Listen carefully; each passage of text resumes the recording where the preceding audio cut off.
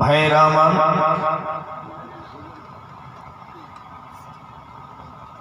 আমি পবিত্র কোরআন শরীফ থেকে একখানা আয়াতে কারিমার টুকরো তেলাওয়াত করেছি। আল্লাহ রাব্বুল আলামিন পবিত্র কোরআন শরীফে বলেন, আউযু বিল্লাহি মিনাশ শাইতানির রাজীম। আলা ইন্না আউলিয়া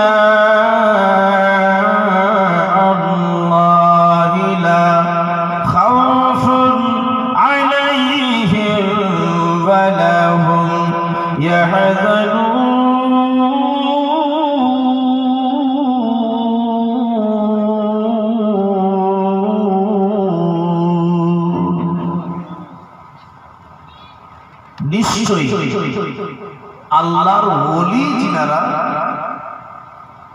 তাদেরকে কোনো ভয় নাই, বলুন সুবহানাল্লাহ। আল্লাহর ওলি যিনারা তাদেরকে কোনো ভয় নেই, না ইহ জগতে না পরজগতে। আপনারা সকলে জানেন যে হুজুর গৌসে আজম বড় পীর আব্দুল কাদের জিলানীর মার্তাবা কত।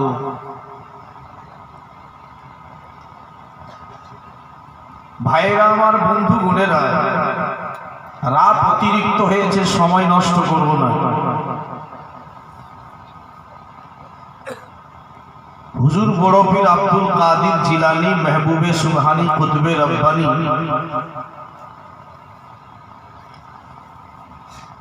মহিউদ্দিন আব্দুল কাদের জিলানী, ওনার জন্ম হয় জিলান শহরে, বলুন সুবহানাল্লাহ। ওনার মাজার শরীফ আছে বগদাদ শরীফে, বলুন সুবহানাল্লাহ, জোরে বলুন সুবহানাল্লাহ। ভাইরা, বন্ধু বোনেরা, আমার মা বোনেরা, হুজুর বড় পীর আব্দুল কাদের জিলানীর মায়ের নাম হচ্ছে উম্মুল খায়র ফাতেমা, বাবার নাম হচ্ছে আবু সলে মুসা জাঙ্গি।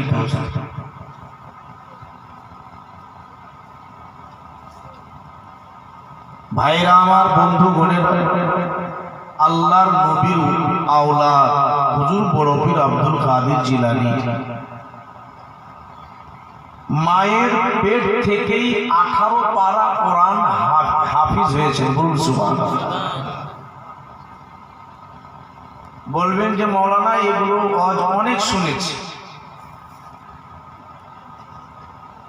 শুনেছেন ঠিক, কিন্তু মায়ের পেট থেকেই কিন্তু ছেলে 18 পারা হাফিজে কোরআন হয়েছে, অন্য কারোর পেট থেকে না। আজকাল যদি আমার মা চায়, আমার মায়েদের পেট থেকে আল্লাহ সুন্দর নেক সন্তান ওইরকম ভাবেই জন্ম দিবে, আল্লাহ যদি রাজি হয়। কিন্তু এখনকার মা বলতো সেটা চাই না। যখনই গর্ভে বাচ্চা আসে কোনো মা, আমিও মায়ের ছেলে, হে মা, আপনাদের প্রশংসা করা হয়েছে হাদিসে, কোরআনে আপনাদের সম্মান করা হয়েছে, মায়েদের ইজ্জত আল্লাহ বাড়িয়েছে, বাবার ইজ্জত আল্লাহ বাড়িয়েছে। কিন্তু ছেলেকে তুমি সুন্দর করে তুমি জন্ম দিতে তো পেরেছো, কিন্তু কর্ম দিতে পারো না। পেট থেকেই তুমি ছেলেকে নষ্ট করতে শুরু করে দিয়েছো। পেটে যখন বাচ্চা আসে না, তো বলা হয় হাদিসে যে কোরআন তেলাওয়াত করো, নাত গজল পড়ো, আল্লাহর জিকির আজকার পড়ো, তাহলে তোমার পেটের যেটা বাচ্চা সেটা কিন্তু সুন্দর হবে, ভালো হবে, নেক হবে, আদর্শবান হবে।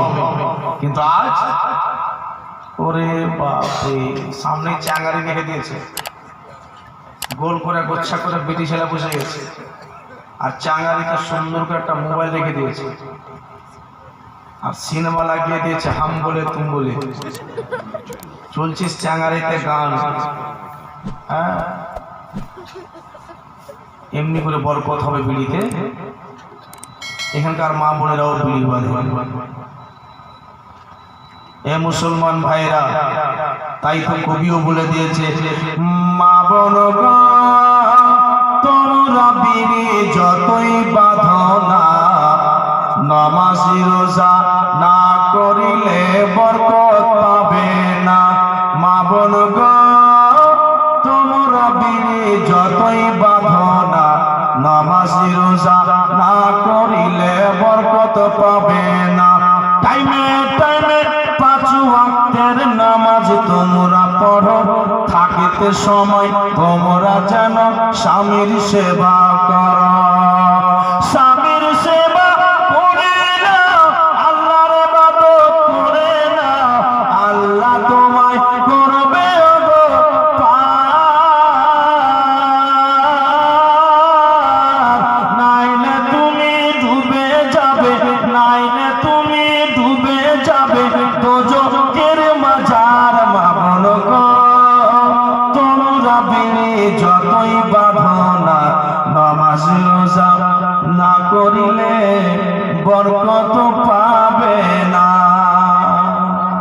আর গোল হয়ে মা বোনেরা বসে যাবে আর বিড়ি বাঁধবে আর বলবে যে বিড়ি বাঁধাতে আনা আনি ধরো। আনা আনি ধরলে বিড়িটা বেশি হয়, আনা আনি ধরলে বিড়িটা বেশি হয়। কবি কি বলছে শুনেন। দলে দলে দলে দলে দলে দলে বসে তোমরা গল্প গুজব করো, কে কতটা বিড়ি বাঁধতে পারে। আনা আনি ধরো, আনা আনি ধরো। দলে দলে বসে তোমরা গল্প গুজব করো, কে কতটা বিড়ি বাঁধতে পারে।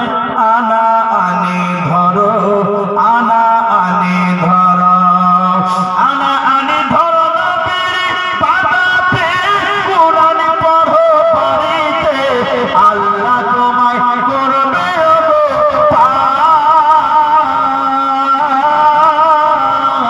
নাইলে তুমি ডুবে যাবে, নাইলে তুমি ডুবে যাবে দোজখের মাঝার। মা বোন গো তোমরা বিড়ি যতই বাঁধো না, নমাজি রোজা না করিলে বরকত পাবে না। ও বাবুজি, আমার মা খালারা, তাহলে বুঝতে পারলেন যে নামাজ রোজা না করলে লাভ না পড়লে বিড়ি বেঁধেই যে শুধু গান বলবেন চলবে না। আব্দুল কাদের জিলানী, সুবহানাল্লাহ, ওনার বাড়িতে হযরতে আব্দুল কাদের জিলানী মনে মনে চিন্তা করেন একবার নদীর কোলে গিয়ে ঘুরে আসেন। নদীর কোলে যাচ্ছে তো একটা মেয়ে বয়স্ক মহিলা কাঁদছে। বয়স্ক মেয়ে কাঁদছে। বড় পীর আব্দুল কাদের জিলানী জিজ্ঞেস করছেন, মা আপনি কাঁদছেন কেন? বয়স্ক মহিলাটা বলছে, বাবারে আমার কান্নার উদ্দেশ্য তোমার শুনে লাভ হবে না। কেন মা? আমি কেন কাঁদছি তোমাকে শুনে তোমার লাভ হবে না। তুমি কি বলতে এসেছো তাই বলো, বলে চলে যাও। বড় পীর আব্দুল কাদের জিলানী, ওই বড় পীর আব্দুল কাদের জিলানী যখন উনি বলেছেন যে আমার পা প্রত্যেক অলির গর্দনে, বলুন সুবহানাল্লাহ। তো হুজুর খাজা মঈনুদ্দিন চিশতি আজমির সঞ্জিরি, এ মুসলমান ভাইরা, আজমির শরীফ থেকে কিংবা ওই সময় হুজুর খাজা মঈনুদ্দিন চিশতি আজমিরি সঞ্জিরি যেই জায়গায় ছিলেন, ওই জায়গা থেকে আব্দুল কাদের জিলানীর আওয়াজ যখন পেলেন যে বড় পীর আব্দুল কাদের জিলানী বলছেন যে আমার পা প্রত্যেক অলির গর্দনে, তো খাজা মঈনুদ্দিন চিশতি শুনে বলছেন, হুজুর আপনার পা আমার গর্দন তো দূরের কথা, আপনার পা আমার চোখে, আপনার পা আমার মাথার উপরে। বলুন সুবহানাল্লাহ।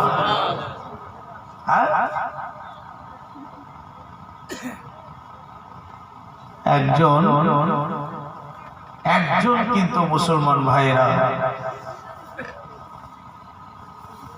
মোহাব্বতে গৌসে আজম বড় পীর আব্দুল কাদের জিলানী শুনেন তার ওয়াকিয়া।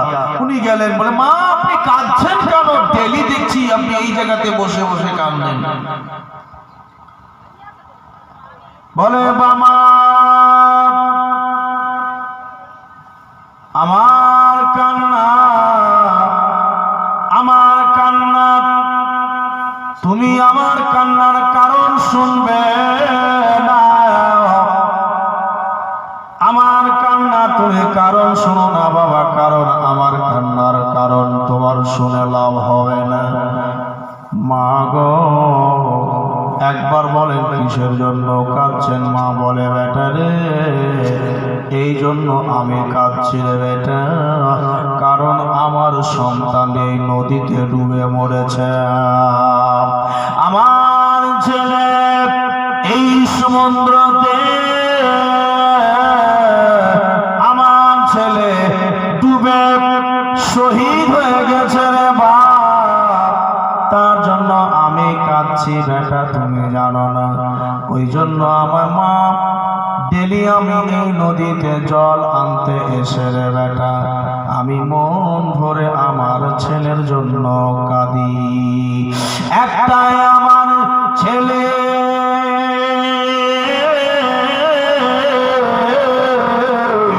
একটাই আমার সন্তান, তার জন্য রে বাপ আমি এই নদীর স্রোতে বসে বসে কাঁদছি রে বেটা। বলল মা গো আপনার কান্না আল্লাহ দূর করে দেবে। মা বলল বাবা আমার সন্তান তো নদীতে ডুবে মরে গেছে, আল্লাহ কিভাবে আমার কান্না দূর করে দেবে? বাবা আব্দুল কাদের রে, আল্লাহর ওয়াস্তে, আল্লাহ যদি দয়া হয়ে যায়, আমার কান্না যদি আল্লাহ দূরে সরিয়ে দেয়, আল্লাহর দরবারে আমি তৈরি কাজ শুকরিয়া নামাজ পড়ব। বাবা আমার দুঃখ বোধহয় শেষ হতে পারে না। আব্দুল কাদের জিলানী বলছেন মা এই নদীটাতে, এই সমুদ্রে তো আপনার ছেলে ডুবে মরে গেছে, কতদিন হল? বাবারে মজা করার জায়গা পাও না, ইয়ার্কি করার জায়গা পাও না, ডুবা ছেলেকে তুমি জিন্দা করবা। কতদিন হলো জানো? একদিন নয় 12 বছর হয়ে গেল। 12 বছর হয়ে গেল মা আপনার ছেলেকে। বলে কিভাবে ডুবলো? বলে আমার ছেলের বিয়ে, আমার ছেলে বিয়ে করতে যাচ্ছিল, যাওয়ার সময় আসছিল, আসার সময় বরযাত্রী বর, গোটা নৌকা জাহাজ সমুদ্রতে বরযাত্রী সহ ডুবে গেছে। আব্দুল কাদের জিলানী বললেন ও মা আপনার সন্তান জীবিত হবে। বলুন সুবহানাল্লাহ।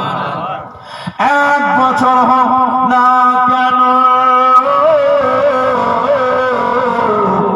2 বছর হোক না কেন, 1 যুগ 12 বছর হয়ে যাক না কেন, মা আপনার সন্তান জীবিত হবে।